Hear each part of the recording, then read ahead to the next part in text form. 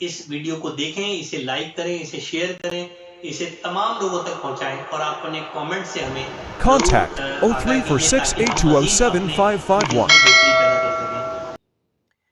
औज़ुबिल्लाहि मिनश्शैतानिर्रजीम बिस्मिल्लाहिर्रहमानिर्रहीम। कामरान शहज़ाद सिद्दीकी एडवोकेट आपसे मुखातिब।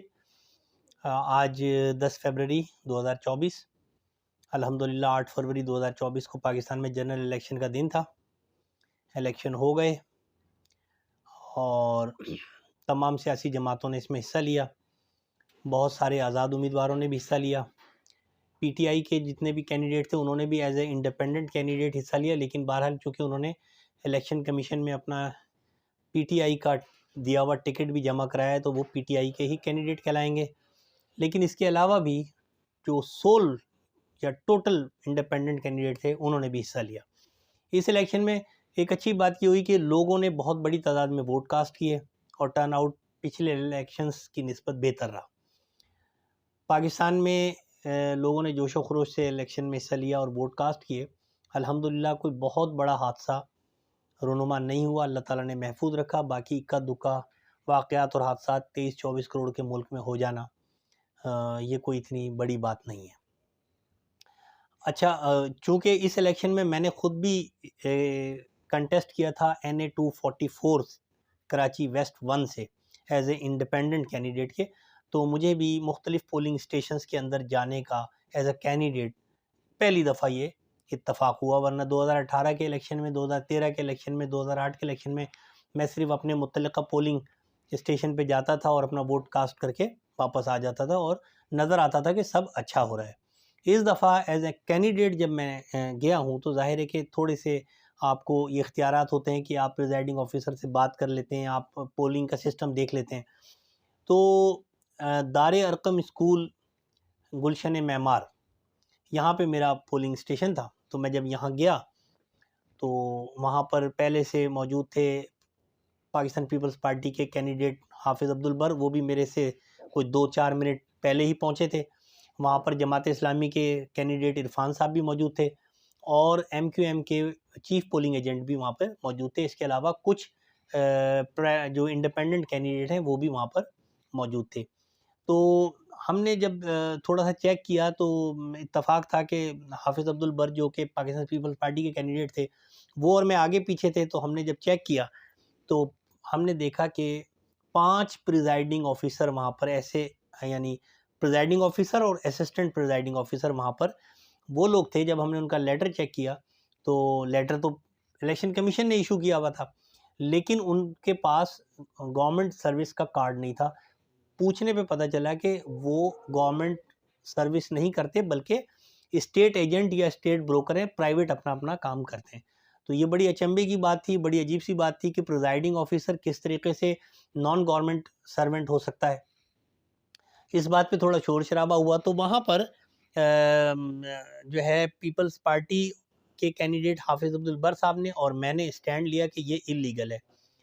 लेकिन मज़े की और हैरानकुन बात ये थी कि MQM के चीफ पोलिंग एजेंट और जमात इस्लामी के जो कैंडिडेट थे इरफान साहब और इसके अलावा 3-4 और वहाँ पे जो इंडिपेंडेंट कैंडिडेट थे उन्होंने कहा कि नहीं, ये इलेक्शन कमीशन का जब लेटर है तो ये सही है बिल्कुल। लेकिन वहाँ पे जब शोर शराबा ज़्यादा हो गया, वहाँ पे पीटीआई के भी चीफ पोलिंग एजेंट राबिस्तान जो MPA के कैंडिडेट थे वहाँ पे, उनका भाई वहाँ पे मौजूद था। तो अब हम सब ने जब ये मामला जब बढ़ गया तो बहरहाल पीटीआई पाकिस्तान पीपल्स पार्टी के हाफिज़ अब्दुल बर ने बहुत ही स्ट्रॉन्ग इस पर स्टैंड लिया और मैं भी वहाँ खड़ा था। तो मैं भी उनके साथ ही खड़ा हुआ था, बिल्कुल इसलिए कि ये बड़ी लीगल बात थी और इल्लीगली इलेक्शन कमीशन ने लेटर निकाल के प्राइवेट लोगों को प्रिजाइडिंग ऑफिसर लगाया था। खैर हंगामा हुआ वहाँ पे। हंगामा से मुराद ये कि शोर शराबा हुआ, हमने पोलिंग बंद करवाई जो कि बिल्कुल जायज़ थी। और उसके बाद फिर ये कि असिस्टेंट प्रिजाइडिंग जो थे रिटर्निंग ऑफिसर वो आ गए, वो 19 ग्रेड के ऑफिसर थे। उन्होंने कहा जी ये लेटर ओरिजिनल है और ये है और वो है, फलाना है ढिमका है। SP साहब भी आ गए। लेकिन मैं आपको सिर्फ ये बताना चाह रहा हूँ इस व्लॉग से कि election commission of Pakistan was totally responsible to conduct the election under the Election Act 2017। वहाँ पर हमारे कुछ दोस्त जैसे कि जमात इस्लामी के कैंडिडेट इरफान साहब और MQM के कैंडिडेट के चीफ पोलिंग एजेंट साहब, वो ये फरमा रहे थे कि जी इलेक्शन कमीशन का लेटर जब है तो ये बंदा लीगली ये परफॉर्म कर सकता है। वहाँ पर उनको बताया भी गया कि इलेक्शन एक्ट 2017 के तहत ये इलीगल है, लेकिन हमारे यहाँ आपको पता है ना कि सियासतदान तो बहुत कम ही कानून को समझते हैं या फॉलो करने की कोशिश करते हैं।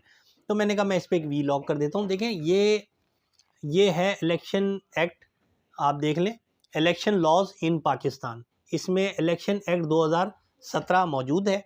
ये मैंने पेज नंबर 30 खोला हुआ है और पेज नंबर 30 में सेक्शन 53 आप देख सकते हैं। Page number 30, election laws in Pakistan, manual of election laws in Pakistan, और इसमें सेक्शन 53 आप अगर पढ़ेंगे तो आप उसको देखेंगे कि प्रिजाइडिंग ऑफिसर जो है वो कौन हो सकता है।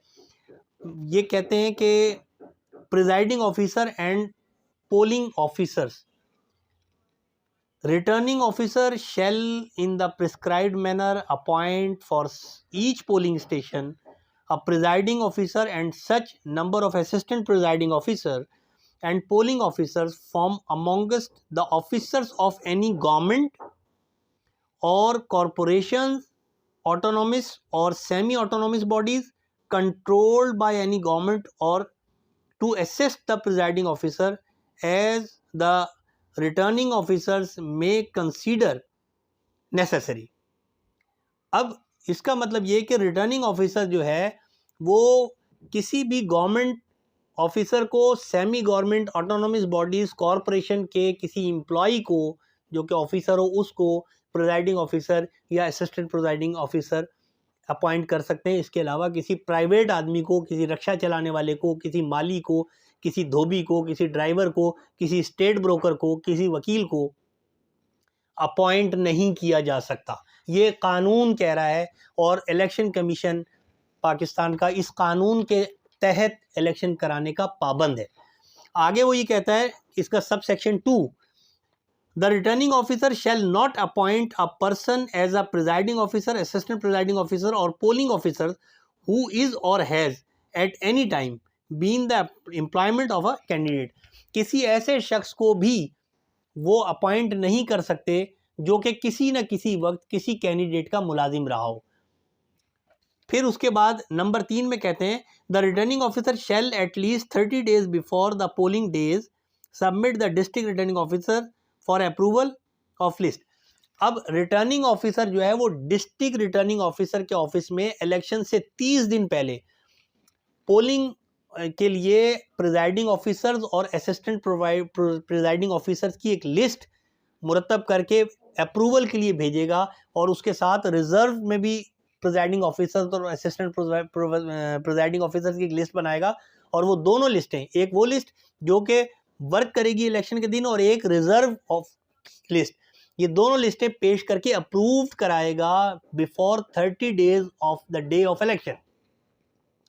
और फिर उसमें ये कहते हैं कि अगर कोई प्रिजाइडिंग ऑफिसर या assistant presiding officer election day में अचानक ड्यूटी पर नहीं आता तो फिर जो रिटर्निंग ऑफिसर है वो जो रिजर्व ऑफिसर्स थे उनमें से लेकर आदमी जो ऑफिसर्स को लेके अपॉइंट करेगा और काम चलाएगा। यहाँ पर रिटर्निंग ऑफिसर साहब ने फरमाया कि जी जिन ऑफिसर्स को हमने अपॉइंट किया था वो उन्होंने फ़ोन बंद कर दिए, हमारे पास स्टाफ नहीं था तो हमने गली से जाता हुआ छोले बेचने वाला, टिन डब्बे बेचने वाला, भूसी टुकड़े बेचने वाला, स्टेट ब्रोकर, माली और कोई और हाकरो, कोई भुट्टे बेचने वाला हमने उठा के प्रिजाइडिंग ऑफिसर बना दिया।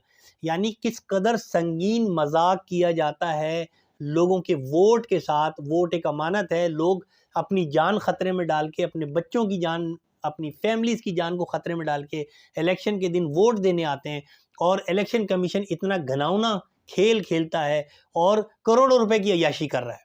कौन जिम्मेदार है, कौन पूछने वाला है? इस मुल्क में कोई पूछने वाला है ही नहीं सिरे से, क्योंकि नीचे से ऊपर तक आवे का आवा बिगड़ा हुआ है, और जिसने आवाज़ उठाई वो बेवकूफ़ है, वो बुरा है। आप हैरान होंगे कि जब मैंने और अब्दुल बर साहब ने, जो कि पाकिस्तान पीपल्स पार्टी के कैंडिडेट थे, जब हमने स्टैंड लिया तो हमारे ही दोस्त जो कि दूसरी जमातों से कैंडिडेट थे वो हमारे खिलाफ हो गए और हमारे से ही गुत्थम गुत्था हो गए। इसका क्या मतलब है? इसका मतलब कि उनकी आशीर्वाद थी जो ये प्रिजाइडिंग ऑफिसर उन्होंने अपॉइंट किए, तो ये बहुत ही गलत बात थी। मैं ये कहता हूँ कि हर शख्स का वोट बहुत कीमती है और पाकिस्तान के हर शहरी को ये हक हासिल है कि वो अपनी मर्ज़ी के कैंडिडेट को वोट दे और रियासत को चाहिए कि उसके वोट का एहतराम करे। इससे क़तई नज़र कि वो वोट अपना MKM को देना चाहता है, वो वोट अपना PTI को देना चाहता है, वो वोट अपना पाकिस्तान पीपल्स पार्टी को देना चाहता है, वो मुस्लिम लीग नून को देना चाहता है, या वो जमात इस्लामी को देना चाहता है, या वो किसी आज़ाद कैंडिडेट को वोट देना चाहता है।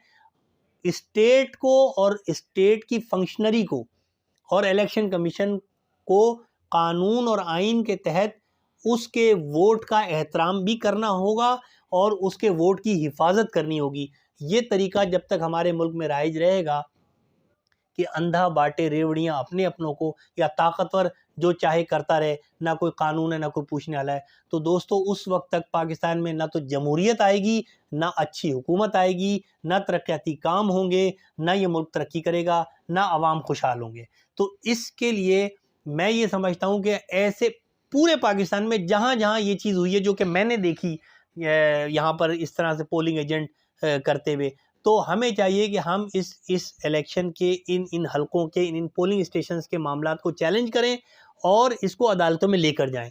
अगरचे हमें अंदाज़ा है कि अदालतें भी कोई खातिर खा इंसाफ करने की पोजीशन में नहीं है, लेकिन बहरहाल मुझको शहनशाह की अदालत से तवक्को तो नहीं, तुम जो कहते हो तो जंजीर हिला देते हैं कि मस्ताक। हमें अदालतों में जाना होगा, हमें इस इलेक्शन के गैर शफाफियत को चैलेंज करना होगा।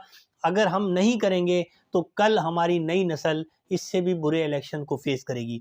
हमने देखा कि इलेक्शन ऑफिस में जो पोलिंग स्टेशन थे वहाँ पर बोरियों में इलेक्शन बुक्स ऐसी ही पड़ी हुई हैं, खुली पड़ी हुई हैं, सिक्योरिटी का कोई इंतज़ाम नहीं है वहाँ पर कि कोई भी उस पर ठप्पे लगाएगा, और यही हुआ कि ठप्पे लगे। आप देखें ना कि लाहौर में क्या हुआ, जिस हल्के से नवाज शरीफ साहब और यास्मीन राशिदा साहिबा ने इलेक्शन लड़ा है, मैं तो पाकिस्तान तहरीक इंसाफ का नहीं हूँ, लेकिन देखें टोटल वोट जितने थे दोनों कैंडिडेट के वोट मिलाएं तो उससे ज़्यादा हो गए। भाई अगर एक हलके में मिसाल के तौर पे 1 लाख वोट है, तो ये कैसे मुमकिन है कि 70,000 वोट एक कैंडिडेट को पड़ जाएं और 31,000 वोट एक कैंडिडेट को पड़ जाएं? तो 1,01,000 वोट कैसे हो गए? कौन सा फार्मूला लगाया? कौन इसको पूछेगा? इसको कौन सुपरवाइज करेगा? और कौन इसका फैसला करेगा कि यहाँ जाली वोटिंग नहीं हुई? इस तरह बेशुमार वाक़यात हुए हैं। शाम 5 बजे तक लोगों का रुझान कुछ और था, फिर फॉर्म 45 जिन कैंडिडेट्स के पास हैं उसके मुताबिक कोई जीता हुआ है, और माशाल्लाह इलेक्शन कमीशन ने किसी और को डिक्लेयर कर दिया। मतलब किस कदर हम 21वीं सदी में रहते हैं, ये 2024 चल रहा है, ये कोई 1990 नहीं है, 1980 नहीं है ये। यहाँ पे सोशल मीडिया का दौर है, लोगों को शऊर आ गया है। 60% से ज़्यादा नौजवान जो है, जो बिलो 40 ईयर्स है, वो पाकिस्तान में पढ़े लिखे लोग हैं, वो इस तरह बेवकूफ़ नहीं बनेंगे। अल्लाह का वास्ता है, कुछ थोड़ा सा इस मुल्क पर रहम कीजिए, इस मुल्क के निज़ाम पर रहम कीजिए। इस मुल्क में या तो जमहूरियत को सही तरह चलने दीजिए, वरना भाई आप किसी भी शख्स को एक बादशाह बनाएं, बोले भाई आज से आप बादशाह हैं, सलामत हैं, और हम जनाब अली उनके आगे सरनगू कर देंगे। कम अज़ कम इससे ये होगा कि हमारे दिल को सुकून होगा कि पाकिस्तान में बादशाहत है, और बादशाह सलामत जो हैं, वो जो निज़ाम चलाने वाले हैं उनकी मर्ज़ी के बादशाह सलामत हैं। हम उनके आगे सरनगू हो जाएंगे। वो दिन को रात बोलेंगे तो हम रात बोल देंगे, वो रात को दिन बोलेंगे तो हम दिन बोल देंगे। वो बोलेंगे कौवा सफ़ेद है, हम बोलेंगे बिल्कुल कौवा सफ़ेद है। हम ऐसे ही बोलेंगे, बल्कि हम तो कहेंगे पर्ल वाइट है कौवा, क्योंकि हमें पता है कि कानून और आइन की पासदारी नहीं हो रही है। सिस्टम बिल्कुल कोलैप्स होता चला जा रहा है। देखें, हम भी पाकिस्तान से मोहब्बत करते हैं और ये सिस्टम चलाने वाले भी यकीनन पाकिस्तान से मोहब्बत करते हैं। उनको चाहिए कि अवाम के हुकूक का, अवाम की राय का, अवाम की मर्ज़ी का एहतराम करें।